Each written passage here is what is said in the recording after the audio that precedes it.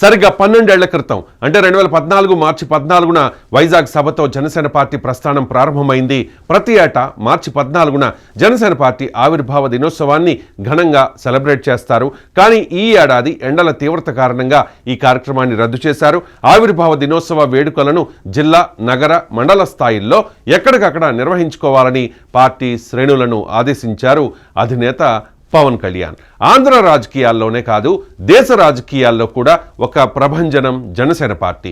తమకు పదవులు కాదు ముఖ్యం, ప్రజలు అంటూ ఉంటారు పవన్ కళ్యాణ్. అందుకే 2014 ఎన్నికల్లో టీడీపీ, బీజేపీ కూటమికి బయట నుంచి మద్దతు ఇచ్చారు. ఆ తర్వాత ఏ పదవి కూడా ఆశించలేదు. 2019లో సింగిల్గా పోటీ చేశారు. అనుకున్నది జరగలేదు. అయినా ఎక్కడా తగ్గలేదు Pawan Kalyan. Failures are the stepping stones to success అనుకున్నారు. 2019-24ల మధ్య 5 ఏళ్ల పాటు జనసేన పార్టీ అత్యంత క్లిష్ట పరిస్థితులను ఎదుర్కొంది. అధినేత పవన్ను వైసీపీ నేతలంతా మానసిక అత్యాచారానికి పాల్పడినా ఓపికగా భరించారు. జనసేన కార్యకర్తల మీద, వీర మహిళల మీద కక్షపూరితంగా వ్యవహరించారు వైసీపీ నేతలు.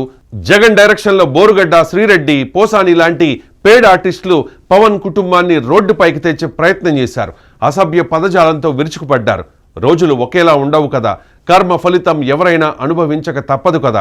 రాజకీయాల్లో ఏదైనా సాధ్యమే. ప్రజలు తలుచుకుంటే ఓడలు బళ్ళవుతాయి, బళ్ళు ఓడలవుతాయి. 2019 ఎన్నికల్లో 151 స్థానాల్లో గెలిచి ఆ తర్వాత జరిగిన స్థానిక ఎన్నికల్లో అంతకు మించిన పెర్ఫార్మెన్స్ ఇచ్చిన వైసీపీని 2024లో పాతాళానికి తొక్కేశారు ప్రజలు. 2019 ఎన్నికల్లో పోటీ చేసిన 2 చోట్ల ఓడిపోయి వైసీపీ నేతల చేత అనరాని మాటలు, అవమానాలు పడిన పవన్ కళ్యాణ్ను 2024 ఎన్నికల్లో గేమ్ చేంజర్గా మార్చారు అదే ప్రజలు.